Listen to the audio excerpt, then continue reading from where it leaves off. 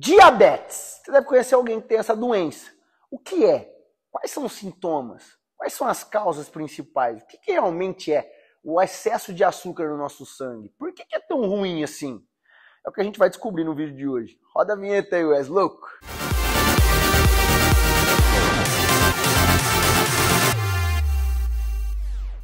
O que é o diabetes? Vamos começar falando sobre o que é essa doença. Mas antes, se você não me conhece, o professor mestre Adonis Carnevale, sou neurocientista e fisiologista do exercício. E aqui eu vou te dar com base científica e do ponto de vista fisiológico o que é essa doença e como você pode, além de prevenir, tratar ela de uma forma onde você ter resultados exponenciais. Se você ainda não é inscrito aqui no canal, toca aqui embaixo, se inscreve no canal, já deixa o seu like.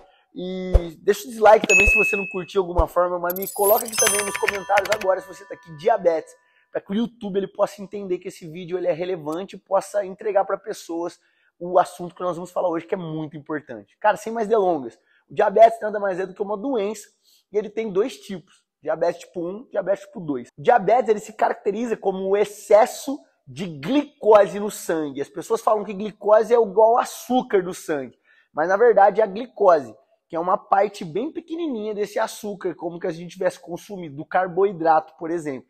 Mas a glicose ou açúcar no sangue, quando ele fica em excesso, aí nós temos um quadro clínico de diabetes mellitus, tá bom? Então, ele tem dois tipos. O primeiro tipo é uma doença autoimune, que é o diabetes tipo 1, que nada mais é do que quando o seu pâncreas, que é quem libera a insulina... Adonis, o que é a insulina? A insulina é um hormônio que auxilia a entrada da glicose em todos os tecidos do nosso corpo, principalmente no nosso tecido músculo-esquelético.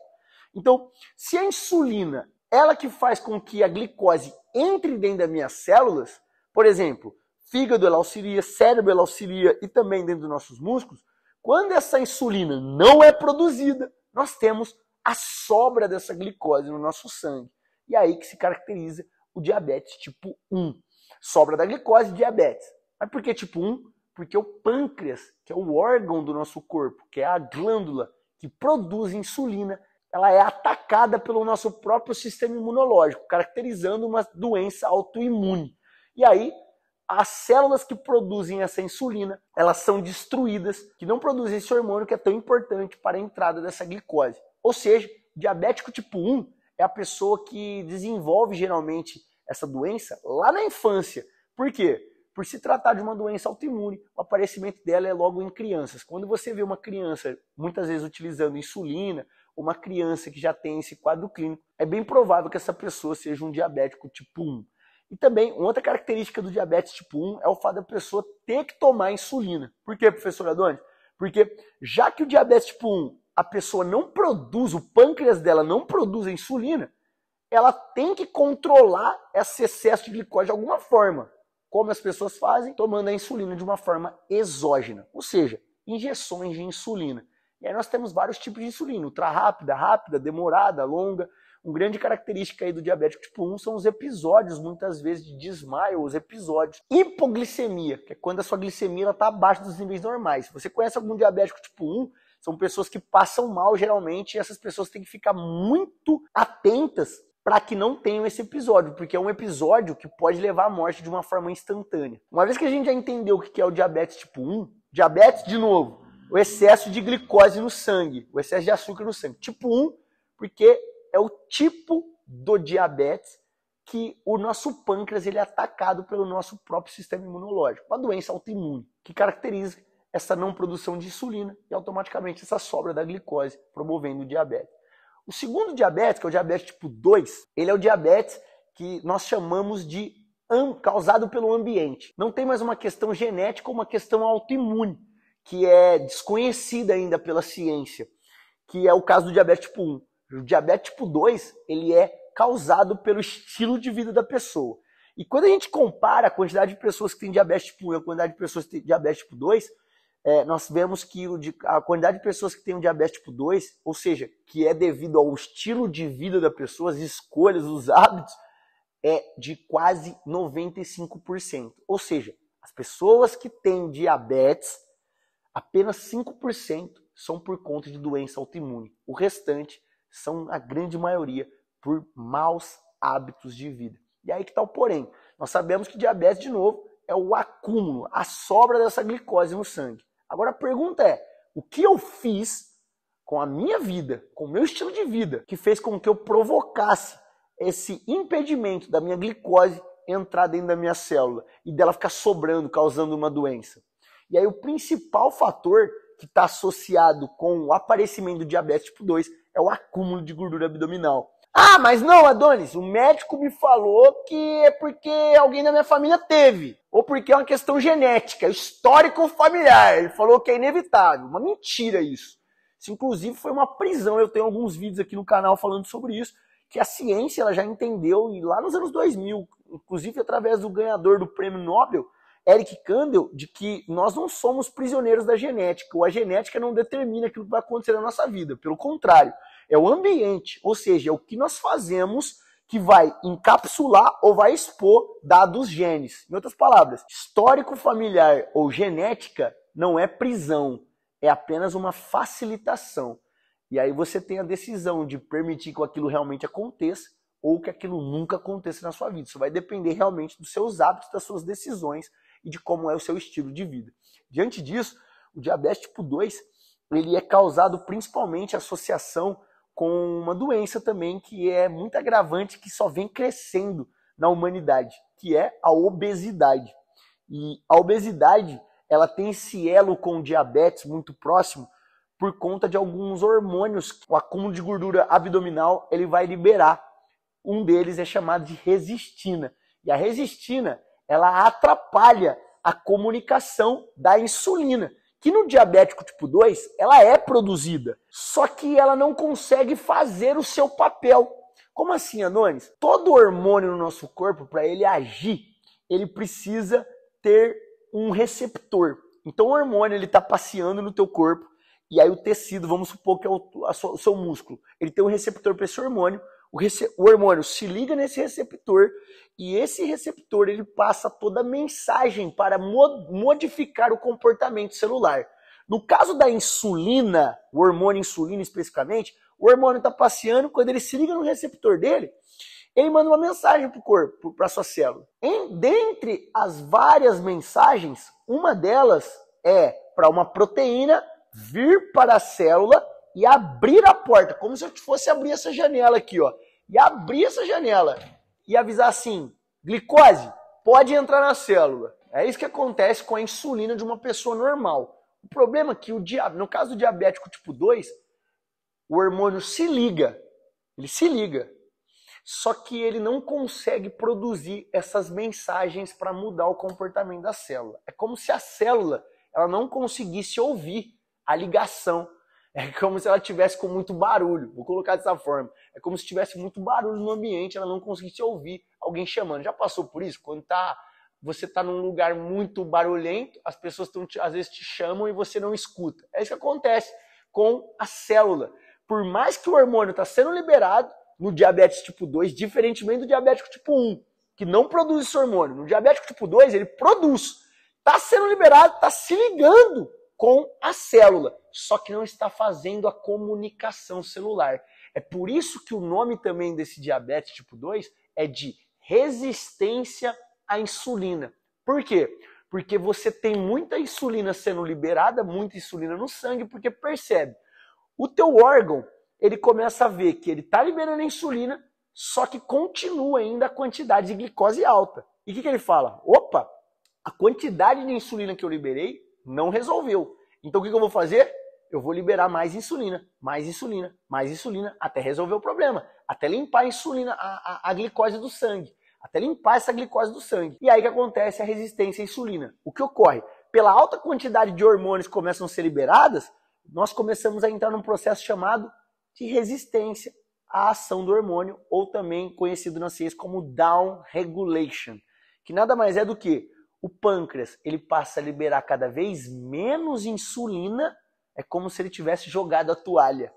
E também a tua célula começa a perder receptor. E aí o que acontece? Cada vez mais difícil a comunicação entre o hormônio e a sua célula, favorecendo a sobra de glicose no seu sangue. Adonis, quem promoveu isso? Quem promoveu isso foi o estilo de vida más decisões e também outras doenças adjacentes. A principal delas é a obesidade, é o acúmulo de gordura, o sobrepeso, o acúmulo de gordura abdominal. Então, diabetes nada mais é do que a sobra da glicose no sangue. Os dois tipos estão aqui. Ainda existe algum tipo que é o tipo gestacional, mas eu não vou trazer aqui que ela é um pouco mais rara. Na maioria das vezes, ela é feita, o diagnóstico é feito até de uma forma equivocada pelo médico. Então, é algo que eu não vou trazer aqui nesse vídeo. Os dois principais tipos do diabetes é o tipo 1, doença autoimune, o pâncreas não produz o hormônio, e o 2, que é a resistência à insulina, que é causada pelo estilo de vida. Agora, a grande questão, uma vez que nós já sabemos o que é o diabetes, é o que causa o diabetes? Quais são os sintomas? Como eu sei que eu estou com diabetes? O diabetes, o grande problema dessa doença, e até no aspecto que a gente estava conversando aqui antes até a gente estava batendo um papo relacionado à humanidade e as pessoas que possuem diabetes mellitus, eu tenho uma impressão, do ponto de vista da área da saúde, membro da área da saúde, que as pessoas que possuem essa doença, elas não levam a sério. E a gente estava até conversando aqui nos bastidores, até conversando com o Wes Louco, aqui com a Nath, por que as pessoas não levam a sério? E a gente chegou numa conclusão aqui, que é porque é uma doença silenciosa. E muitas vezes pela pessoa, pelo paciente que está nesse quadro clínico, não ter uma modificação na vida dela, ou não sentir uma dor específica, ou não sentir nossa, isso está me incomodando demais. Essa pessoa, ela acredita que ela não precisa fazer grandes mudanças na vida. Então é uma doença silenciosa. E por esse motivo, os sintomas, eles são muito escassos. Você não tem muitos sintomas de uma forma pertinente. Caso contrário, a pessoa ela ia se ligar e falar assim, estou com algum problema, preciso tratar. Ou seja, ia ficar latente essa necessidade de um tratamento, de uma ação massiva, de uma mudança nos hábitos. Mas justamente pela falta de sintomas, por ser uma doença silenciosa, a pessoa acaba negligenciando. E por isso que a maioria das pessoas acaba terminando mal com diabetes. Morrendo antes do tempo, pior, se debilitando ao longo do tempo. Que são algumas causas que o diabetes traz. Tá algum vídeo aqui do meu canal te explicando quais são as causas. Os sintomas que essa pessoa apresenta são a visão turva, uma boca seca, uma necessidade de ficar bebendo água, ir ao banheiro demasiadamente, ou seja, ir muito ao banheiro sem ter tomado uma quantidade alta de água, porque o corpo está eliminando a glicose através da urina, que é um sintoma chamado glicosúria. E também, de repente, uma visão turva, um cansaço excessivo, uma fadiga, uma falta de energia e também uma perda de peso de uma forma muito rápida. Esses são alguns sintomas do diabetes. Mas, de novo, o grande problema do diabetes é ser uma doença silenciosa. Então a pergunta é, Adonis, se os sintomas são raros aparecer e é até difícil eu perceber esses sintomas, a maioria das pessoas acha que é normal isso que elas estão passando. O segundo, é uma doença silenciosa. Como eu sei que eu estou com diabetes? E aí existem as formas de diagnóstico. Existe um grande lance aqui que a medicina ela tem um equívoco, que uma das formas mais tradicionais do diagnóstico do diabetes mellitus é a glicose em jejum. Quem nunca fez um exame de glicose em jejum? O grande problema é que esse tipo de exame, para ter um diagnóstico, ou seja, bater o martelo falando assim, você tem o diabetes a partir desse exame, é algo extremamente irresponsável por parte do médico que está cuidando desse paciente. E eu vou te explicar o porquê. O diagnóstico feito pela glicose em jejum, ele é um diagnóstico que pega um mapa das últimas 8 horas dessa pessoa. Ou seja, um perfil da glicose sanguínea das últimas 8 horas. E eu vou te falar uma coisa, você deve ter alguém na tua família, conhecer alguém que falou assim, vou fazer um exame de sangue daqui 15 dias. Vou fazer até um teatro aqui. Tipo assim, ó, eu vi isso aqui na minha família. Minha mãe chegava, ô Galete, você vai ter que fazer o exame daqui 2 semanas. Aí meu pai falava, é mesmo? Então peraí, nós não vai comer isso aqui não. Corta o churrasco, corta isso aqui. Ele começava a comer mais salada. Uma semana antes ele fazia meio que uma desintoxicação daquilo que ele estava na rotina dele. E aquilo acabava mascarando o exame da glicose sanguínea. Por quê? O exame da glicose em jejum, ele é um exame que é influenciado por pequenas mudanças de uma forma muito rápida. Por isso que é um exame equivocado para o diagnóstico do diabetes mellitus. Adonis, então se o exame mais usado no planeta Terra até hoje é equivocado, o que eu devo usar? Um exame chamado hemoglobina glicada, que nada mais é do que você tirar uma foto dos últimos 3 meses de como está a sua glicose. Esse sim é um exame que dá o diagnóstico coeso de como está o seu perfil de glicose. Em outras palavras, como que está a sua glicose? Está sobrando? É melhor eu ver as últimas 8 horas ou é melhor eu ver os últimos 3 meses para realmente falar, não, você está com um problema instalado no teu corpo? Óbvio que é melhor eu olhar os últimos 3 meses. E se você está aqui nesse vídeo até agora, coloca o seu like aqui, já se inscreve no canal para você receber sempre vídeos dessa magnitude para que juntos possamos ativar a importância de uma saúde, a importância de você dominar a fisiologia, de você ser um fisiologista da prática, para que você possa salvar vidas, não importa qual seja a área que você atue. Então coloca aqui já, eu salvo vidas, eu deixo de salvar nos comentários para eu saber que você está comigo. Agora a grande pergunta que fica é, o diabetes é uma doença que só na população brasileira atinge quase 25% da nossa população, que é algo muito impactante, algo muito grande, e ela vem só crescendo. A tendência é que daqui 10 anos nós tenhamos quase 30% da população com diabetes mellitus. Além desse aspecto, se trata de uma doença de comorbidade nacional, de problema nacional, e acaba também sendo um problema de saúde pública, porque isso onera, aumenta os gastos do governo, aumenta os gastos de cada cidade relacionado a essa doença. E aí o grande problema é, Adonis, o que fazer com tudo isso? Nós podemos manter toda a população com os mesmos hábitos, toda a população da mesma forma e só atrapalhar o governo no que ele poderia investir. Ou seja, você sabia que quando o governo ele tem um gasto com saúde pública, ele deixa de investir em questões importantes como a educação? Agora uma pergunta que eu gostaria de fazer para você. Você acredita que esse gasto que atrapalha o investimento na educação ou a falta de investimento na educação que gera esse gasto? E aqui está o meu posicionamento relacionado a essa questão. É óbvio, se nós tivéssemos um investimento em educação e isso começasse a penetrar em toda a população, para que a população soubesse o que fazer, como fazer, não somente para tratamento, mas principalmente na prevenção, nós teríamos uma população mais saudável, nós teríamos uma população mais consciente, mais educada relacionada a isso, mas principalmente uma população que não desse tanto gasto para o governo. Me parece que alguém está muito interessado que as pessoas continuem adoecendo, não é mesmo? Não é o governo, viu? São as indústrias, principalmente a indústria farmacêutica que ganha muito com isso. Afinal de contas, os contratos multitrilionários com os governos de todo o país é o que sustentam também essa máquina. Agora, o que eu quero te dizer é, Adonis, eu quero educar, eu quero entender, eu quero tratar, eu quero prevenir, o que fazer? E o mais importante ferramenta para você ter na tua mão é o exercício físico. O exercício físico, ele não é apenas para a estética da pessoa. Na verdade, o menor dos benefícios do exercício físico é a estética. O exercício físico, na verdade, ele é a maior ferramenta com impacto positivo em todos os sistemas fisiológicos do nosso corpo. O que você quer dizer, professor Adonis? Eu quero dizer que todos os nossos sistemas, como o sistema nervoso central, o seu sistema imunológico, o seu sistema metabólico, o seu sistema do metabolismo, o seu sistema cardíaco, o seu sistema pulmonar, todas as suas glândulas endócrinas, que é o seu sistema hormonal, todos os seus sistemas, eles são impactados positivamente pelo exercício físico. Portanto, o exercício físico não é uma ferramenta de estética, uma ferramenta para crescer seu bumbum, para crescer seu bíceps, para deixar você mais bonitinho para o verão, para o carnaval. Não é.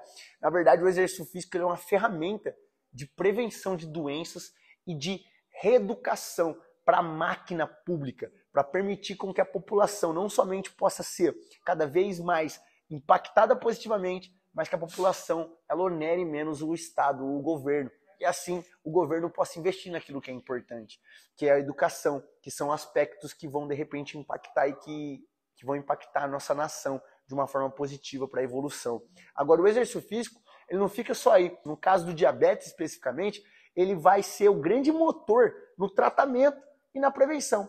Porque, se você não sabe, o maior tecido que capta glicose, ou seja, quem mais consome glicose no nosso corpo é o músculo. E 1 quilo a mais de músculo diminui a chance em mais de 40% de você desenvolver diabetes mellitus. É isso mesmo. 1 quilo a mais de músculo que você desenvolve, que você conquista no treinamento, no programa de treino, diminui em até 40% a chance de você desenvolver o diabetes mellitus. Justamente porque o músculo ele é o tecido mais captador de glicose. Além disso, o exercício físico, durante o exercício físico, os processos fisiológicos que ocorrem durante, por exemplo, uma contração muscular, eles funcionam como se fosse a insulina. Eles imitam as reações da insulina dentro da sua célula. Lembra quando eu disse no começo desse vídeo que a insulina ela é liberada, ela se conecta no receptor e ela manda uma mensagem? Essa mensagem, para entrar glicose, ela é feita pelo exercício físico, por alguns processos fisiológicos que passam pelo cálcio, pelas sucessivas contrações musculares, e elas ativam as proteínas para fazer o quê? Abrir a porta da célula e mandar a célula entrar. Adonis, mesmo uma pessoa doente? Sim, mesmo uma pessoa doente. Agora imagina quem não é doente, quem não tem o quadro do diabetes, mas que pratica exercício físico. Nós podemos dizer que é quase impossível essa pessoa desenvolver o diabetes mellitus, justamente porque ela está envolvida com a ferramenta mais poderosa, não só no tratamento, mas na prevenção do diabetes mellitus.